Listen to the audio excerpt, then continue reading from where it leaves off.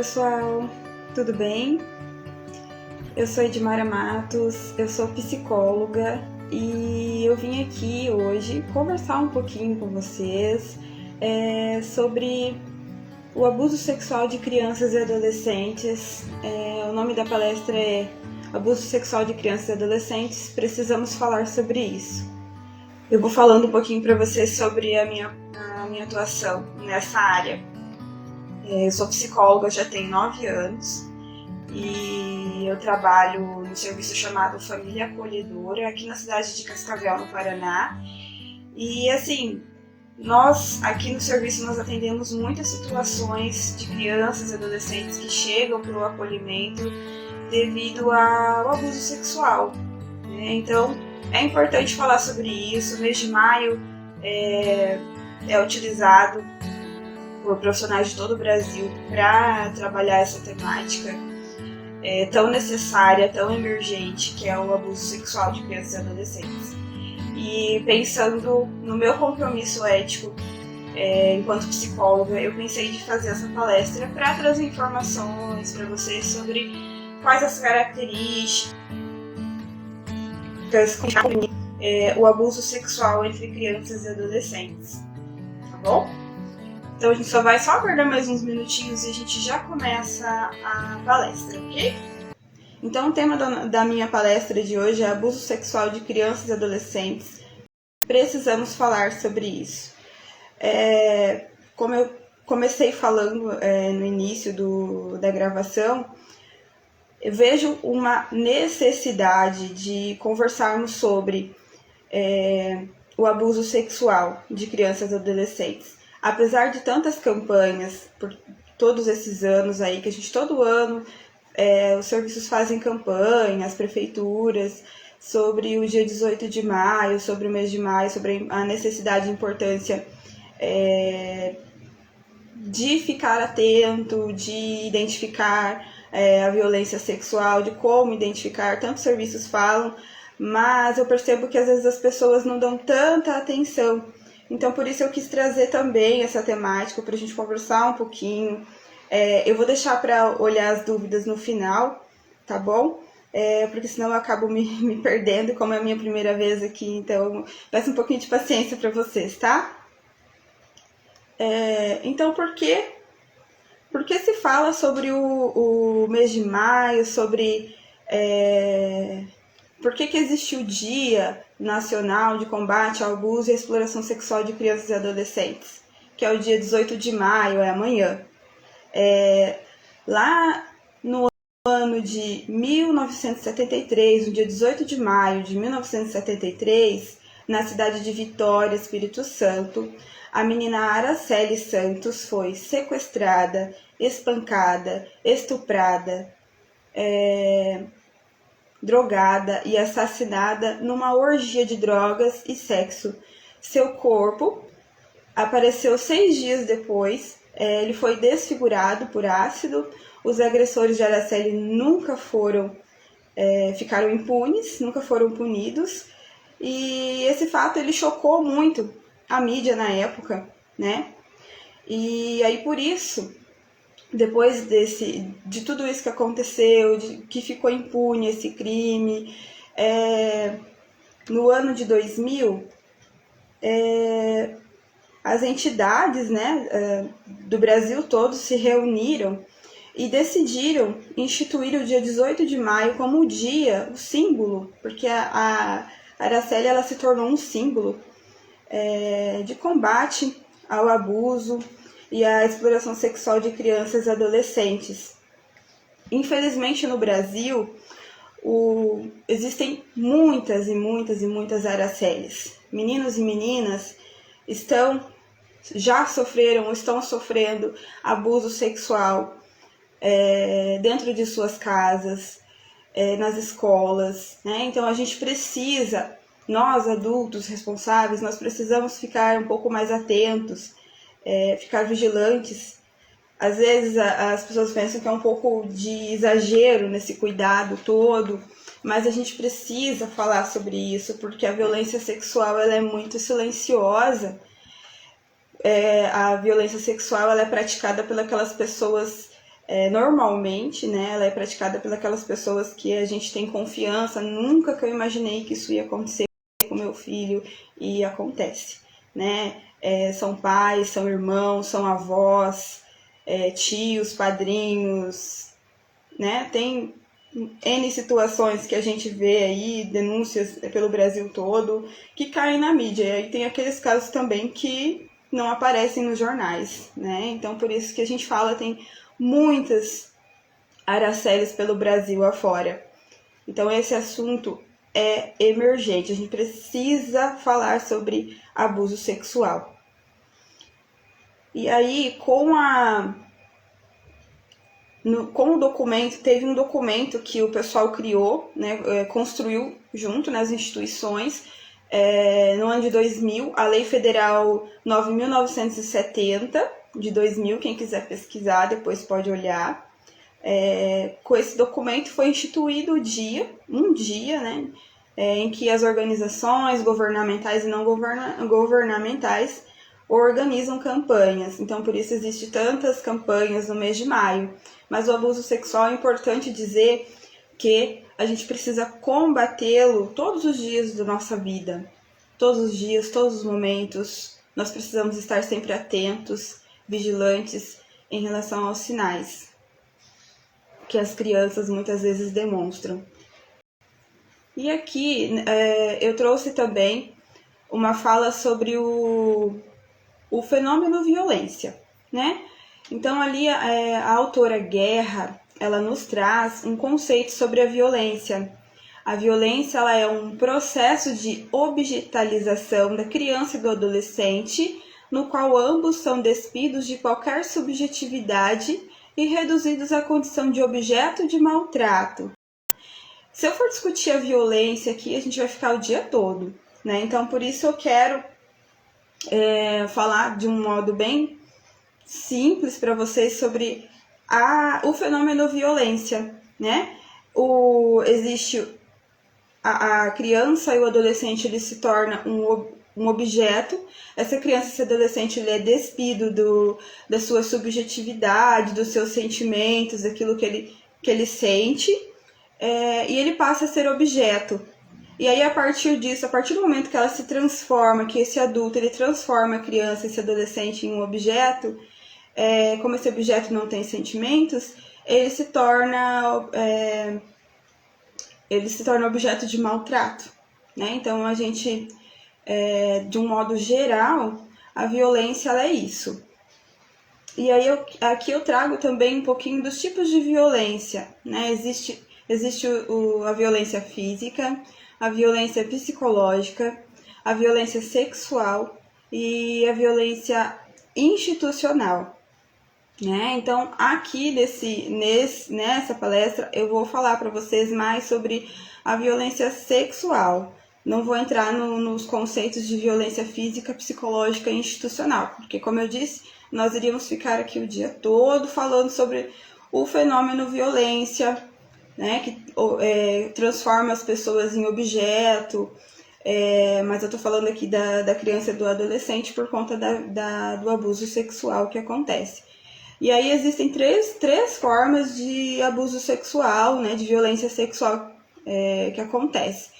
É o abuso, realmente, né, o abuso sexual, a exploração sexual e o tráfico de pessoas, né? Então, a exploração sexual, ela é quando o adulto responsável, né, aquela pessoa que naquele momento é a responsável, ela usa a criança ou adolescente em atividade sexual em troca de remuneração ou outra forma de compensação, né? Isso é a exploração sexual. Então, tem muitas crianças e adolescentes pelo Brasil afora que são explorados sexualmente, em troca de doces, em troca de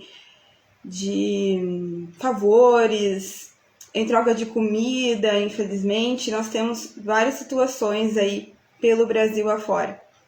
E aí tem também o tráfico de pessoas, que é o recrutamento, transporte, transferência, alojamento, o acolhimento com o fim de exploração sexual mediante ameaça, uso de força ou outra forma de coação, rapto, fraude, entre outros, de aproveitamento da situação de vulnerabilidade ou entrega ou aceitação de pagamento. Então, o tráfico de pessoas é isso, né? Transporte daquela criança, daquele adolescente, para que ele seja a fim de explorá-lo sexualmente.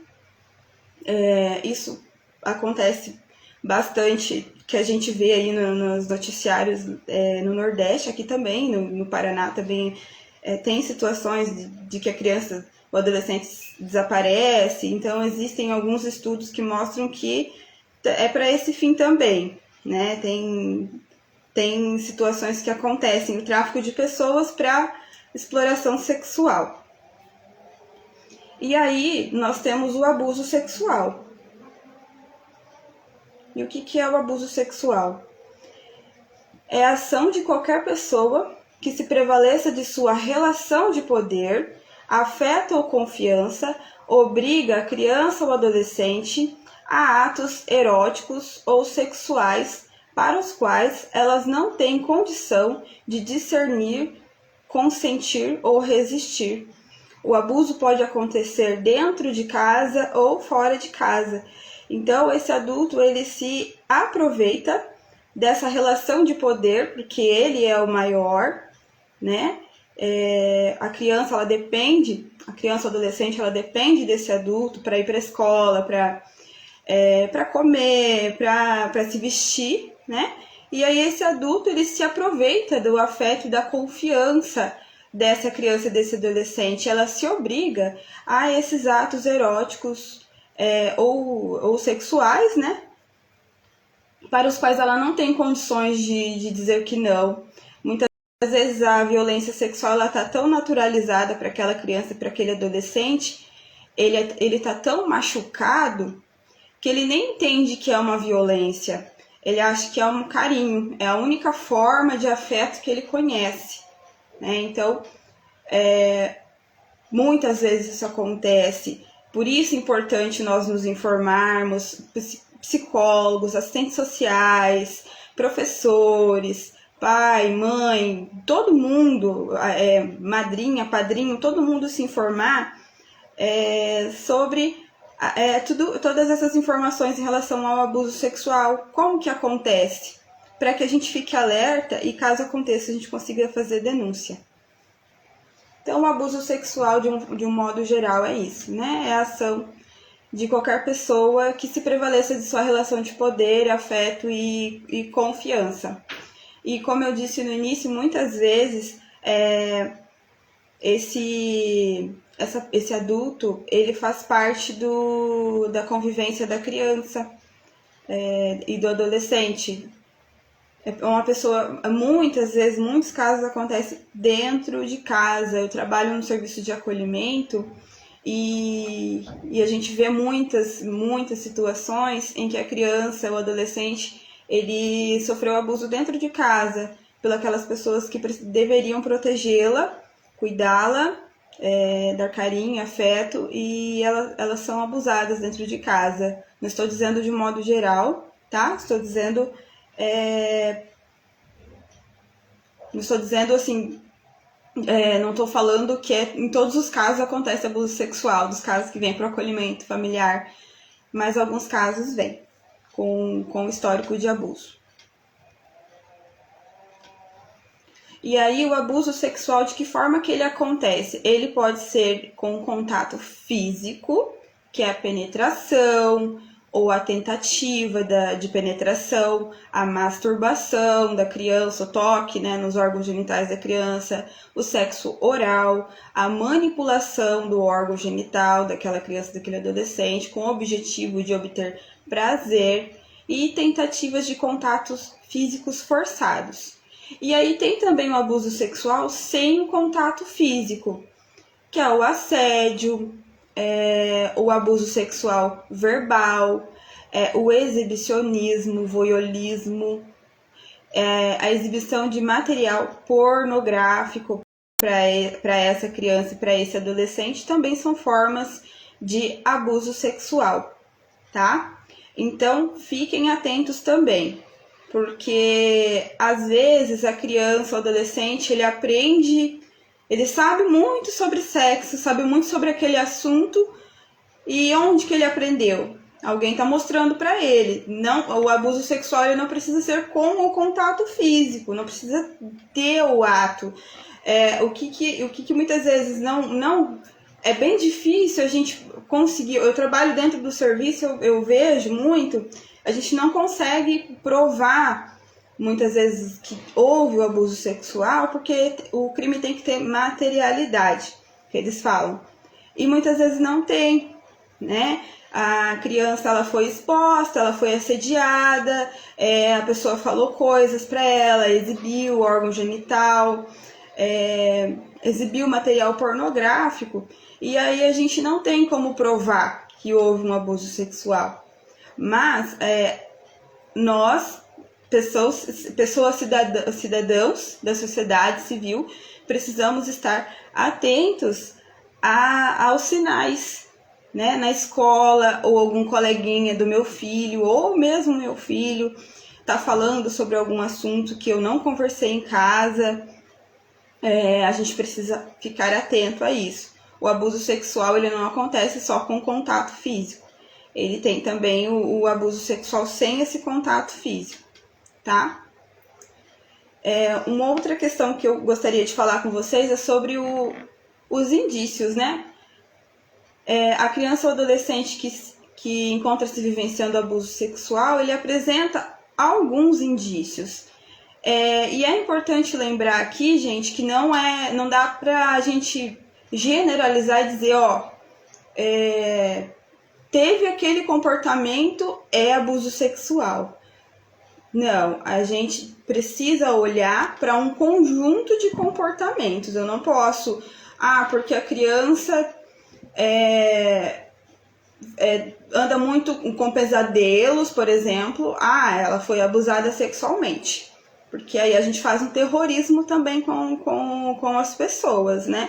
Então eu preciso olhar para essas características, que não são várias características que mostram que essa criança, esse adolescente está vivenciando abuso sexual. E aí aqui eu trago alguns indícios físicos e visíveis, tá?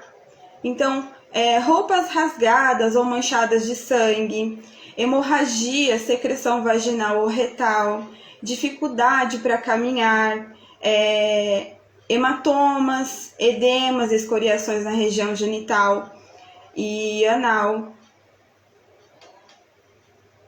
e mamária, infecções, doenças sexualmente transmissíveis ou gravidez precoce.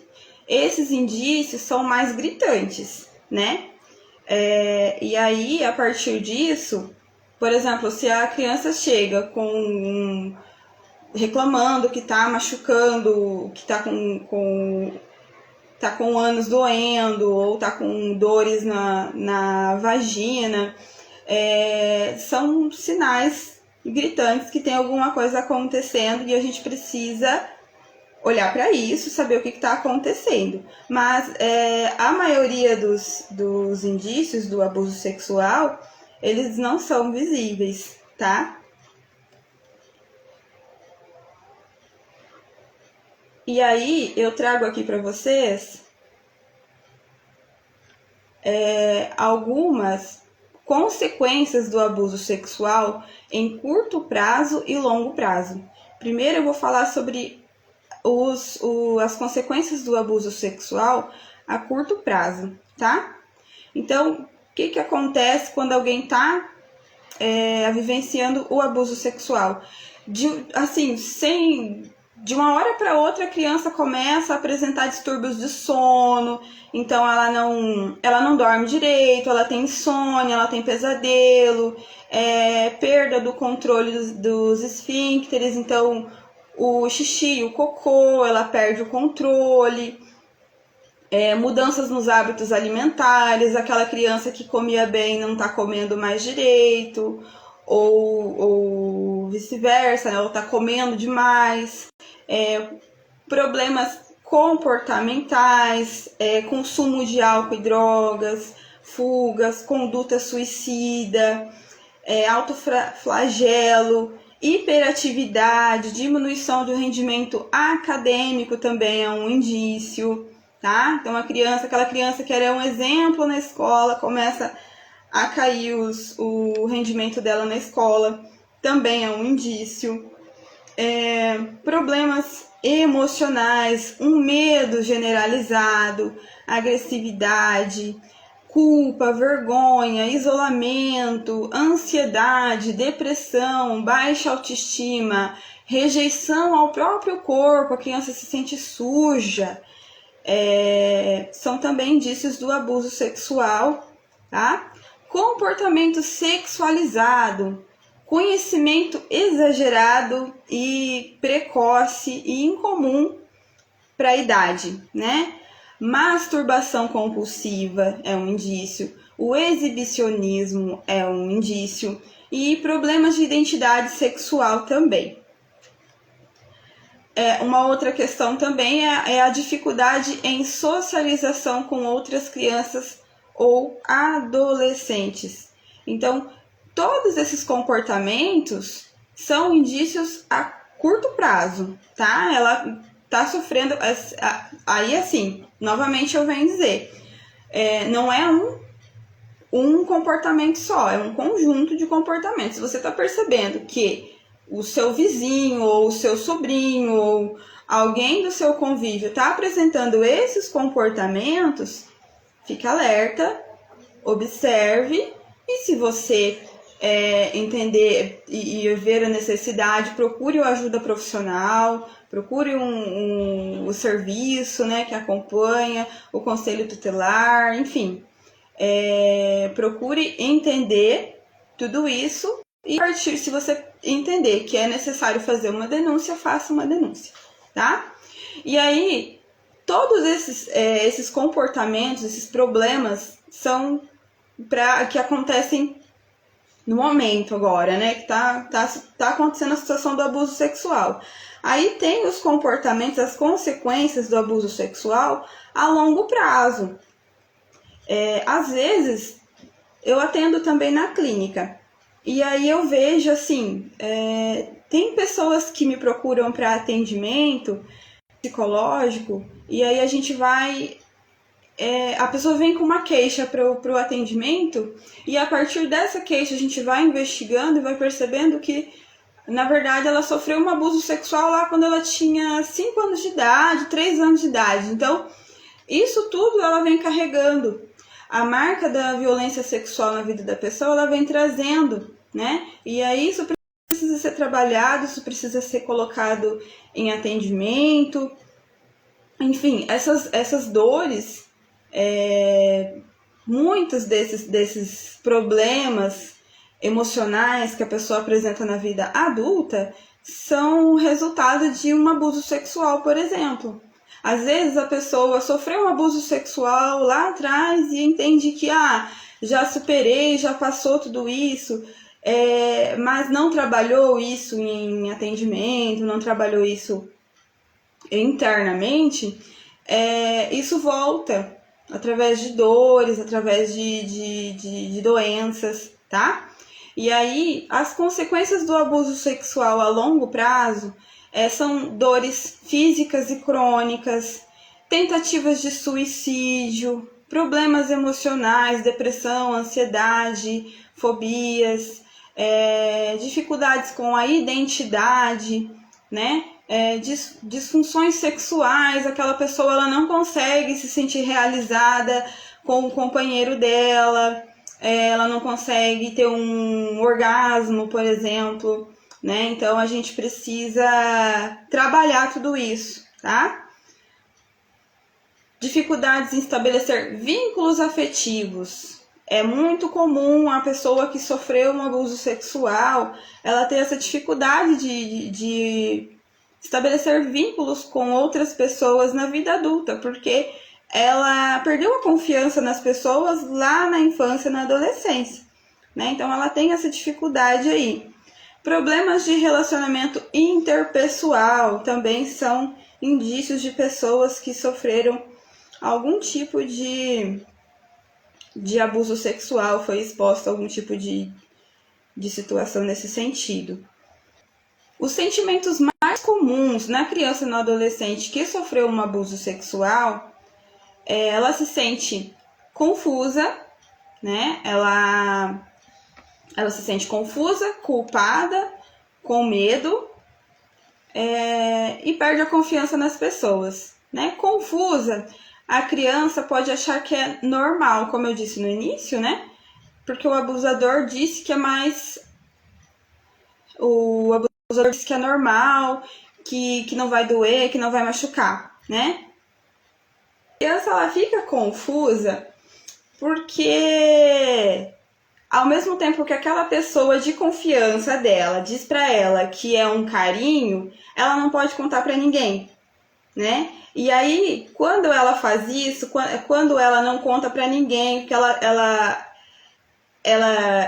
a pessoa diz pra ela que ela não pode contar pra ninguém que aquilo é um carinho, ela fica confusa e aí ela se sente culpada, né? Ela se sente culpada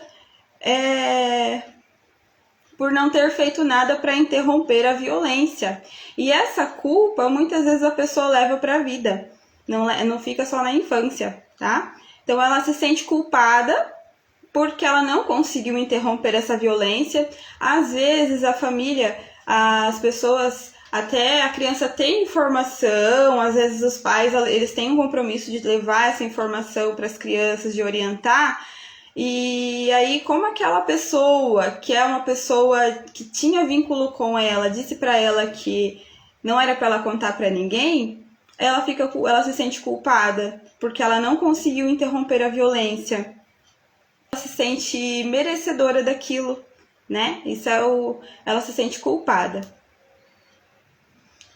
A Dai Russo está dizendo assim: a criança é ameaçada neste momento também, né? Sim, as crianças, elas são ameaçadas muitas vezes para não contar para ninguém, porque senão a mãe e o pai, a mamãe vai passar fome, eles vão passar fome, eles vão perder a casa, por exemplo, quando é alguém de dentro de casa, ou quando é alguém de convivência, vamos dizer assim, não sendo o pai ou o irmão. A pessoa diz que vai matar a família dela, né? Então a criança, ela se sente ameaçada também.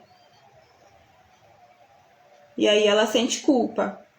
E aí tem também o medo de ser descoberta pelos outros, a sensação de que só de olhar para ela saberão que ela é má. Muitas vezes ela se sente assim, ela se sente uma criança má porque ela sofreu abuso e ela se sente culpada por isso.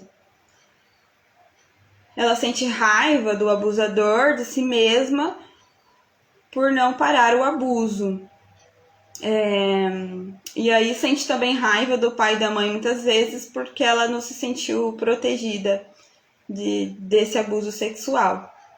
E aí, a partir de tudo isso, dessa confusão, dessa culpa que ela sente e o medo, ela perde a confiança nas pessoas. E isso, se vocês forem olhar, se vocês conhecerem alguém que sofreu algum tipo de abuso sexual, essa perda de confiança perdura por muito tempo, né? As pessoas, elas têm dificuldade de confiar no outro. E isso é uma carga, né, para a pessoa, para a vida toda. E aí aqui também eu trago para vocês de que forma que eu posso prevenir o abuso sexual, como que eu posso ajudar na prevenção a essa violência tão devastadora, digamos assim, na vida de alguém. Apesar de alguns profissionais e da educação, enfim, da psicologia também, religiosos, eles serem contrários, a melhor forma de prevenir o abuso sexual é levando informação adequada e de acordo com a idade, para que ela compreenda o que é toque de carinho, respeito e amor e o que não é, não, né? Então, A criança e o adolescente, ele precisa saber dessas informações, ela precisa saber que existe, como que é o toque, o que é um toque abusivo, o que é um toque de carinho.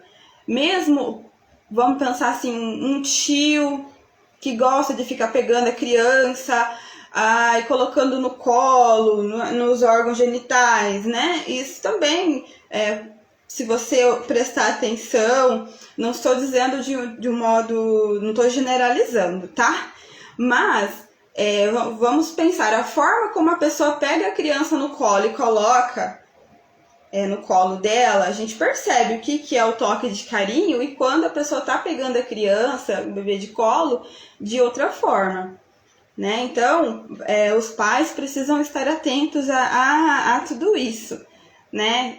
Apesar de ser complicado da gente falar, das pessoas, né, entenderem essa situação, precisa falar sobre isso, a gente precisa compreender.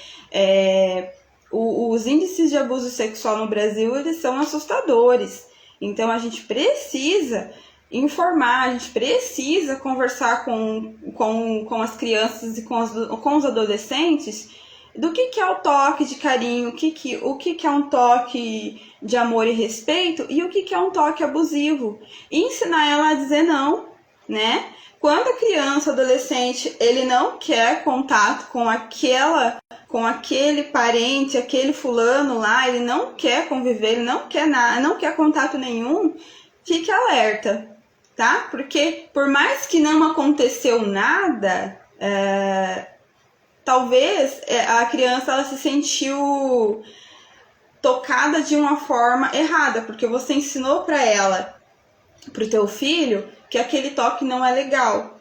Então, quando você ensina isso para o teu filho, ele internaliza. E a partir disso, se ele se sente mal com o toque daquele parente ou daquele amigo seu, não insista. Deixa, né? Porque observe também, né? Como que é esse contato, tá? Porque as pessoas são pessoas próximas da criança e do adolescente. É só dessa forma que acontece a maioria das vezes é assim que acontece o abuso sexual. A maioria dos casos que aparece na mídia são casos em que a criança foi pega na rua, né, e abusou da criança, tirou de dentro de casa, levou para outro lugar. É isso que aparece na mídia. Mas aqui dentro do serviço onde eu presto o meu trabalho e em outros lugares também que a gente estuda, que a gente vê, dentro de casa, são pessoas próximas. Então, fique alerta, se a criança não se sente bem com aquela pessoa, não insista, não obrigue a criança a pedir ir no colo de alguém que ele não gosta, tá? Isso também é importante na prevenção. Para ensinar essa criança a se defender do abuso sexual. E aí, assim, uma coisa que a gente precisa compreender também quando a gente fala sobre a sexualidade, tá? É importante falar sobre a sexualidade com crianças e adolescentes. Lá vem a psicóloga dizer que eu tenho que falar com meu filho sobre sexo. Não é isso, tá? Eu não estou dizendo que você tem que falar sobre sexo com o teu filho. Você primeiro precisa entender o que é sexualidade. A sexualidade, as pessoas muitas vezes associam a sexo. E não é, né? A sexualidade, ela é muito mais ampla do que a gente imagina. A sexualidade, ela é afeto, ela é prazer, é carinho, é gesto, é comunicação, são toques, intimidade, valores, reflexões, aprendizado, tomada de decisão, valores, autoestima, relacionamento. Então a sexualidade ela é muito ampla e a gente ensina a sexualidade sem perceber, tá? Mamães e papais aí desde o nascimento da criança, quando a mãe estabelece aquele forte vínculo, o mamar no peito ou mamar na mamadeira, que seja, você constrói um vínculo com essa criança e com esse adolescente, com esse seu filho desde que ele nasceu, né? Desde bebezinho, a gente já está ensinando sobre sexualidade, porque sexualidade é isso, é a energia que nos movimenta. É a energia que nos movimenta para ter prazer, por exemplo, em fazer um trabalho, o prazer em ser psicóloga, o prazer em ser professor, em ser administrador, enfim, né? Tudo aquilo que a gente faz, que a gente sente prazer. Então, a sexualidade ela é muito mais ampla do que a gente imagina, né? Então, as pessoas tem um péssimo hábito de associar a sexualidade com sexo, né? E o sexo é o quê? O sexo são os órgãos genitais, masculino e feminino, e a relação sexual, ponto. Isso é o sexo. A sexualidade não. Então, se nós queremos ensinar nossos filhos a prevenção ao abuso sexual, a gente precisa falar sobre sexualidade com as crianças, né? Precisa ensinar para ela o que é essa sexualidade. Você já ensina, querendo ou não, quando você se vincula com o teu filho, quando você estabelece uma comunicação com ele, quando tem momentos de passeio, de lazer com essa criança e com esse adolescente, tá? Então, é muito importante falar sobre a sexualidade com as crianças e com os adolescentes. E falar sobre sexualidade, eu não vou pegar o meu filho, já tá adolescente, eu nunca falei sobre isso com ele, agora eu vou ter um dia, uma conversa com esse meu filho adolescente sobre sexualidade. De forma alguma, ele não vai entender, achar que você tá falando bobagem, que você enlouqueceu. Então, precisa falar sim, né? Precisa mostrar para ele o que é toque de carinho, o que é afeto, o que é amor, o que é respeito. E não só naquele momento em que ele cresceu, eu tenho que falar, tem que ter aquela conversa com ele sobre sexo, o que é sexo, o que é órgão genital, o que acontece, como que é o relacionamento entre homem e mulher, tá? Isso ele vai compreendendo ao longo do tempo. E precisa sim conversar sobre tudo isso com o seu filho,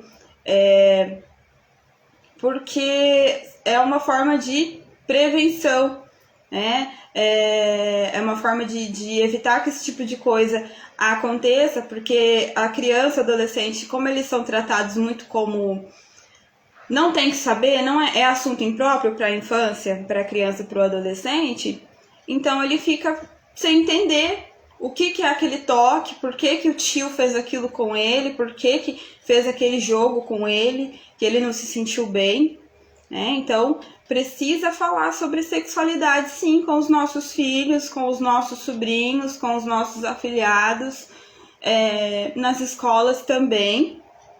A gente precisa falar sobre a sexualidade, tá?